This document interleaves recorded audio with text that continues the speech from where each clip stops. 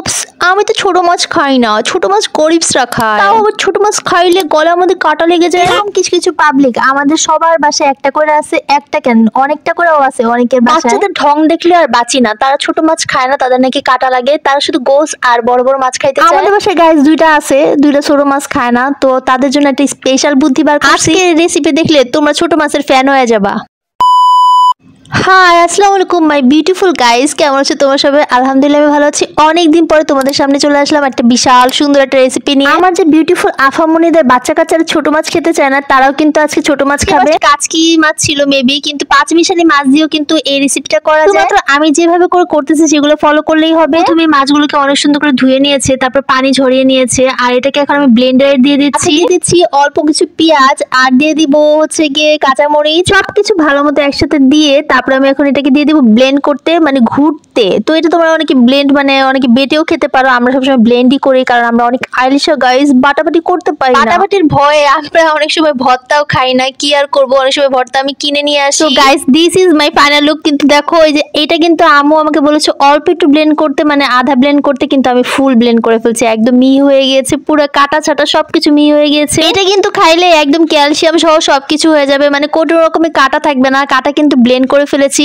এটার সাথে আমি এখন চালের গুঁড়ি খুঁজতেছিলাম, সাথে কিন্তু আমি একটু বেসনও খুঁজতেছিলাম। এর মধ্যে থেকে কিছু বেসন আর চালের গুঁড়ো বের করছে, আর এখান থেকে বের করব মানে ফ্রিজ থেকে আমি আদা রসুন বাটা খুঁজতেছিলাম, আর এই যে দেখো আদা রসুন বাটা বের করে ফেলেছি, আর সাথে থাকবে কাঁচামরিচ। আমি জাস্ট ভিডিও করতেছিলাম আম্মু কিভাবে কি করে, আমি তেমন একটা পাই না। তো আম্মু ওই ব্লেন্ড করা জিনিসের মধ্যে একটু চালের গুঁড়া এটা মচমচে হওয়ার জন্য দিয়ে দিয়েছিল, আর দিয়ে দিয়েছিল বেসন। আম্মু মোটামুটি পরিমাণ মতো করে দিয়েছে, চালের গুঁড়ো একটু কম দিয়েছে, বেসনটা একটু বেশি দিয়েছে যাতে একটু মাখা মাখা হয়। দিয়েছি একটু আদা রসুন বাটা, তারপর দিয়ে দিবে একটু এটা হচ্ছে মরিচের গুঁড়া, আমরা একটু ঝালটা বেশি খাই কারণ কাঁচামরিচ কিন্তু ব্লেন্ড করে দিয়েছি, সাথে কিন্তু গুঁড়া মরিচও দিচ্ছি। দিয়ে দিব অল্প একটু হলুদ, আজকে এই হলুদের কালারটা এত বেশি হয়, মানে অল্প একটু দিলে অনেক বেশি কালার হয়ে যায়। নেক্সট দিয়ে দিয়েছি একটু করে লবণ। তোমরা গাইস যে যেমন যেমন খাইতে চাও তো এইবার সেইরকম করে লবণ দিতে পারো, কারণ অনেকে লবণ বেশি খায়, অনেকে লবণ কম খায়। তো এগুলো সবকিছু মিক্সড করতেছিল আম্মু, তো দেখতেছিল যে অনেক পানি পানি আছে, এজন্য আর একটু বেসন দিয়ে দিল। আর ধনিয়া পাতা অবশ্যই দিতে হবে আমার আম্মু। গাইস আমাদের বাসায় আর কিছু না থাকুক ধনিয়া পাতা তো থাকে, আর আমার আম্মু অনেক ধনিয়া পাতা অনেক বেশি পছন্দ করে, ধনিয়া পাতা ছাড়া সে চলতেই পারে না, ধনিয়া পাতা সবকিছুতে দেয়। আর আমি তার মেয়ে একটা আইলসা, মানে আমার ধনিয়া পাতা কাটতে অনেক বেশি বিরক্ত লাগে, মাঝে মাঝে আমি ফাঁকিবাজি করি, মানে ধনিয়া পাতা না দিয়ে সবকিছু করে ফেলি। লাস্ট ফিনিশে যে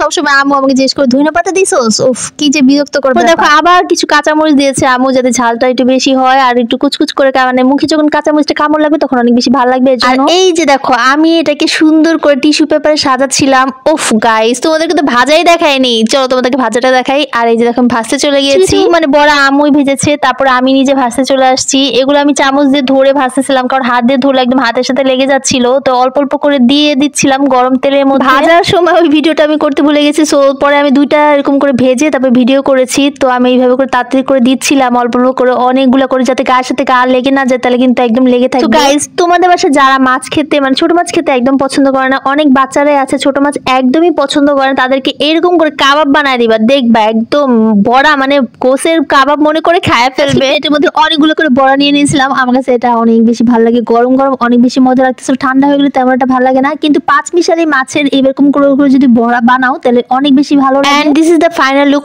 অফ মাই কোফতা। দেখো আমি ভাতের সাথে 5-6টা করে কোফতা নিয়েছি, মানে মাছের কোফতা। এটা যে মুখে দেওয়ার সাথে সাথে এমন হয়ে মিশে যাচ্ছিল, মনেই হচ্ছিল যে এটা মাছ দিয়ে বানানো হয়েছে।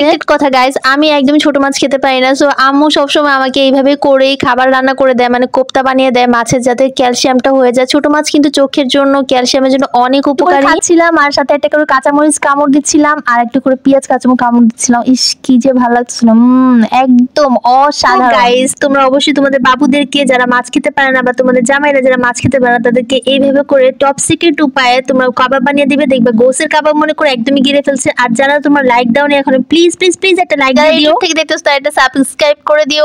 নেক্সট ব্লগটা কিন্তু আরো বেশি সুন্দর হতে যাচ্ছে, so till then stay with me, সবসময় আমার পাশে থাকবে, কাছে থাকবে, আর তোমাদের জন্য অনেক ভালোবাসা আর দোয়া রইল। তোমাদের ভালোবাসা আমার এত দূর আগানো। Thanks for watching, tata.